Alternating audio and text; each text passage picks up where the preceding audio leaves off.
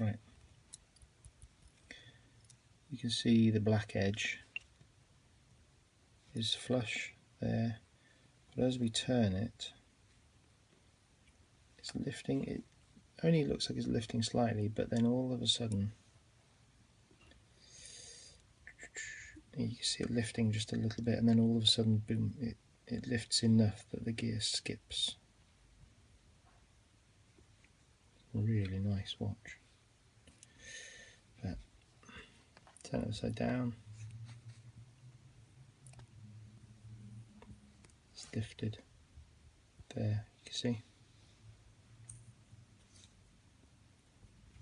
And a little tap. That's the amount of movement it's got.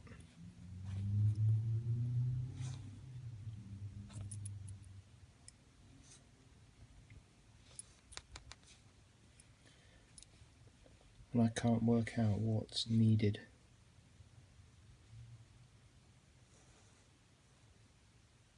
It's almost like there's too much of a gap. Just about see there.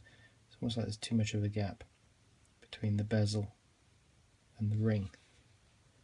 But I can't see what else you can put in there, or what should be in there to make it more stable.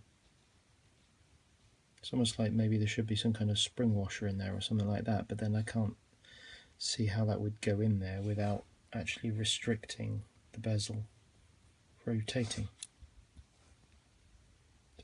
Maybe Michael will have an idea.